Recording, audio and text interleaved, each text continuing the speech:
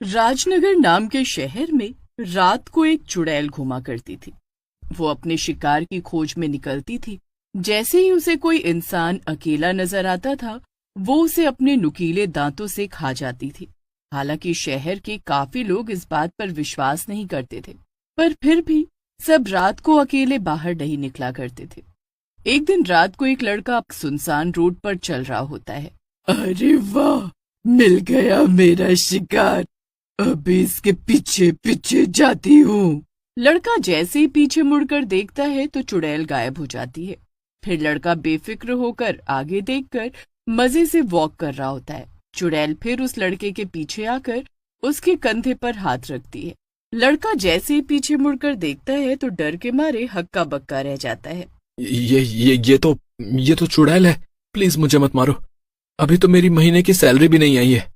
अरे बुड़बक, सैलरी का क्या करोगे जब जिंदा ही नहीं रहोगे। इतना कहकर चुड़ैल उस लड़के को पकड़कर खा जाती है। ओह यस, मजा आ गया। ऐसे ही एक रात को चुड़ैल एक हॉस्पिटल में अपना शिकार ढूंढने जाती है। यहाँ तो बहुत अच्छी खून की खुशबू आ रही है। इस हॉस्पिटल में जरूरी कोई मुर्दा घर होगा। एक बार जाकर देखती हूँ। मुर्दा घर ढूंढते ढूंढते उसे एक रूम की लाइट जली नजर आती है, जिसमें एक महिला डॉक्टर एक मरीज की रिपोर्ट पढ़ रही होती है। अरे, इतनी रात को इस कमरे की लाइट क्यों जली है? जरूर इस रूम में कोई ना कोई जरूर होगा। मैं अंदर जाकर देखती हूँ। अरे, इस मरीज का तो कुछ भी नॉर्मल नहीं है। इसका तो जल्दी ब्लड टेस्ट कराना होगा। ये केस थोड़ा सीरियस है। मुझे इस पर अच्छी मेहनत करनी होगी।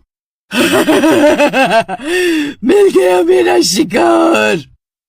बचाओ बचाओ, ये चुड़ैल कितनी डरावनी है। हाँ, और अब मैं तुझे खाकर अपनी भूख शांत करूंगी। नहीं, मुझे छोड़ दो। मेरा जिंदा रहना बहुत जरूरी है। हर शिकार मरने से पहले यही बोलता है। तुमने कुछ खास नहीं बोला। देखो, प्लीज तुम मेरी बात को समझो। मैं एक डॉक्टर हूँ। मेरे कंधे पर कई जिंदगियों की जिम्मेदारियां हैं। अगर मैं उनका इलाज नहीं करूंगी तो वो मर जाएंगे। मुझे मत मारो। अच्छा, बात तो तुम्हारी सही है। अगर तुमने मेरे बारे में सबको बता दिया और पुलिस ने मेरे पीछे तांत्रिक लगा दिया तो मैं तुम्हारा विश्वास कैसे करूं? मैं तुम्हारे बारे में कुछ नहीं बताऊंगी। मैं वादा करती हूँ, कभी किसी को तुम्हारे बारे में कुछ नहीं कहूंगी। बस तुम इस शहर से चली जाओ प्लीज। ठीक है। वैसे भी इस शहर में तो सबके सब आलसी भरे पड़े हैं। कोई रात को ज्यादा निकलता ही नहीं। मैं तो अब गांव जाऊंगी। वहां जाकर देखती हूँ कितने शिकार मिलेंगे। पर अब जब तुम मेरे बारे में जान चुकी हो तो मुझे जब भी तुम्हारी जरूरत पड़ेगी तुम मेरी मदद जरूर करोगी। जी ठीक है, मैं आपकी मदद जरूर करूंगी। इतना कहकर चुड़ैल गांव की तरफ निकल जाती है। गांव की ठंडी ठंडी हवा। अब जरा अपना पेट भरने के लिए अपना शिकार भी ढूंढ लेती हूँ। उस रात को एक किसान की लड़ाई उसकी पत्नी से हो जाती है। हे भगवान, तुमने तो मेरी नींद खराब करके रखी है। ये जो तुम रात को रेलगाड़ी की तरह खर्राटे लेते हो, उससे मेरी इतनी अच्छी नींद टूट जाती है। किसान की पत्नी किसान को आधी रात में घर से बाहर निकाल देती है। किसान खेतों में सोने की कोशिश करता है, तभी चुड़ैल की नजर उस किसान पर जाती है। अरे वाह, पहले दिन ही शिकार मिल गया। गांव सच में सबसे अच्छा है। अभी इसका शिकार करती हूँ। चुड़ैल किसान की खटिया के नीचे जाकर लेट जाती है। किसान नींद न आने की वजह से करवटें ले रहा होता है। करवट लेते लेते वो पेट के बल लेट जाता है और वो देखता है कि चुड़ैल उसकी खटिया के नीचे होती है। कैसा लगा मेरा सरप्राइज? चुड़ैल किसान की गर्दन पकड़कर उसे खाने लगती है। मजा आ गया। अब और शिकार ढूंढने जाती हूँ। ऐसे ही चुड़ैल हर रोज रात को गांव के काफी लोगों को खा जाती है। चुड़ैल का आतंक गांव में फैल जाता है और रात को सब दुबक कर अपने अपने घर में ही रहने लगे और बाहर नहीं निकलते थे। एक रात को चुड़ैल शिकार ढूंढने के लिए चक्कर लगा रही होती है। कितने दिन हो गए पेट भर के शिकार खाए नहीं। आज तो पेट जरूर भरूंगी। जैसे ही कोई दिखेगा उसे झपट कर खा लूंगी। तभी चुड़ैल को एक औरत की रोने की आवाज आती है। अरे वाह, किसी के रोने की आवाज आ रही है। मतलब शिकार यहीं कहीं है। चुड़ैल जाकर देखती है कि एक औरत रो रही होती है, साथ में उसका पति लेटा होता है।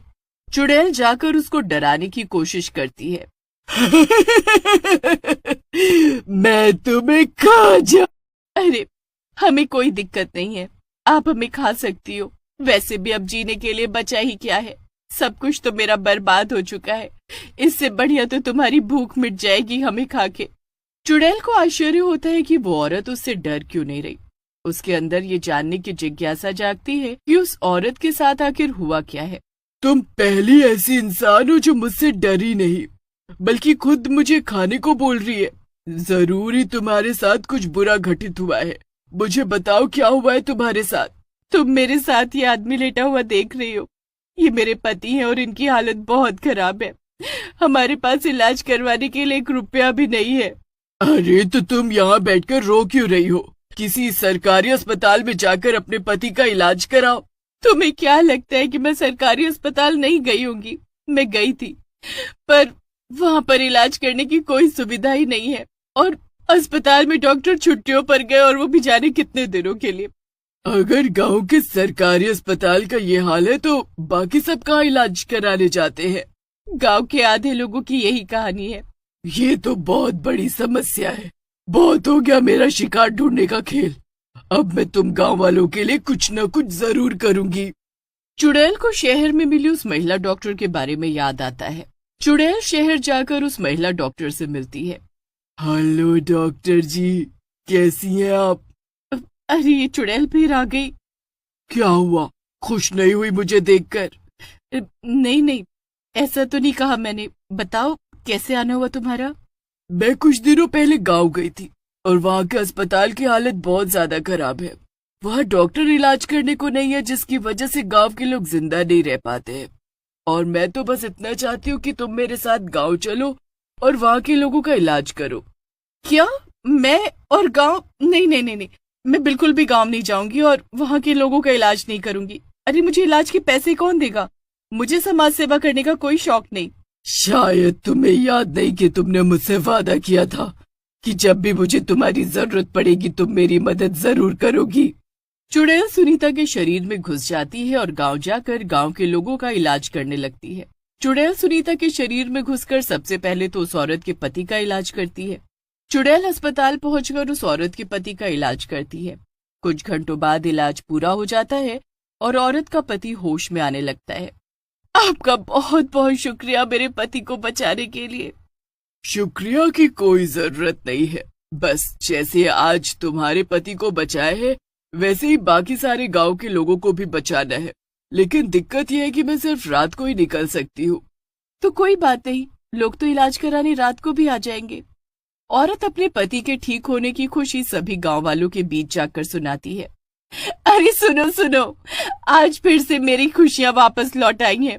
मेरे पति ठीक हो गए, उनका इलाज हो गया और वो धीरे धीरे स्वस्थ भी हो रहे हैं। सभी गांव वाले औरत की ये बात सुनकर डर जाते हैं। अरे, आप लोगों को घबराने की कोई जरूरत नहीं है। वो किसी को मारने नहीं बल्कि हमारी मदद करने आई है। वो एक चुड़ैल डॉक्टर है जो इलाज करती है। आप सब लोग अभी उससे इलाज कराने जा सकते हैं। जो भी हो, मैं तो जरूर जाऊंगी। मेरा बेटा कब से बीमार है, कोई इलाज करने वाला नहीं। वो चुड़ैल डॉक्टर इसका इलाज जरूर करेगी। आखिर उसने तुम्हारे पति को भी तो ठीक किया है। ऐसे सभी गांव वाले हाँ में हाँ मिलाने लगते हैं और रात को चुड़ैल डॉक्टर के पास इलाज कराने के लिए राजी हो जाते हैं। जैसे ही सुबह होने वाली होती है, चुड़ैल सुनीता को वापस शहर ले आती है और उसके शरीर से बाहर निकलकर गायब हो जाती है। अरे, ये क्या हुआ था? मैं कल रात को कहाँ थी? ये चुड़ैल मुझे कहाँ ले गई थी? उस रात को फिर चुड़ैल सुनीता से मिलने आती है। तैयार हो गाँव जाने के लिए? तुम मेरे साथ ऐसा क्यों कर रही हो? मैं तुम्हें कोई चोट नहीं पहुंचाना चाहती, बल्कि मैं गांव वालों की मदद करना चाहती हूँ। मैं कोई गांव वालों की मदद नहीं करना चाहती। तुम्हें उन गांव वालों की मजबूरी का कोई एहसास नहीं है। मैं तुम्हें उस गांव में फिर से लेकर चलती हूँ। रात को जब सुनीता देखती है कि कितने सारे गांव वाले मरीज के साथ खड़े होकर चुड़ैल डॉक्टर के आने का इंतजार कर रहे हैं, तो वो समझ जाती है और चुड़ैल की मदद करती है। तुम बहुत ही अच्छा काम कर रही हो, पर सिर्फ मेरे यहाँ होने से काफी नहीं है। मरीज बहुत है और डॉक्टर एक। तुम खुद ही सोचो, इन सभी लोगों का इलाज कैसे होगा? तुम सही कहती हो, लेकिन अब मैं क्या करूं? मैं तो सिर्फ तुम्हें जानती हूँ। तुम चिंता मत करो, आज तो जितने मरीज मैं ठीक कर सकती हूँ कर लूंगी, और मैं अपने सारे दोस्तों को, जितने भी डॉक्टर हैं, उन सभी को यहाँ इस गांव में बुला लूंगी। ऐसे सभी की मदद हो जाएगी और सरकार से भी मदद लूंगी, लेकिन इस गांव की स्थिति जरूर सुधारूंगी। सुनीता ठीक वैसा ही करती है जैसा उसने बोला था, जिससे गांव की स्थिति सुधरती जाती है। अब अस्पताल में इलाज करने को डॉक्टर, आराम करने को बेड और हर तरह की दवाइयां मौजूद होती हैं। सभी गांव वाले चुड़ैल का और सुनीता का बहुत धन्यवाद करते हैं, यहाँ तक कि चुड़ैल डॉक्टर का एक पुतला सम्मान के लिए अपने गांव में भी लगवाते हैं।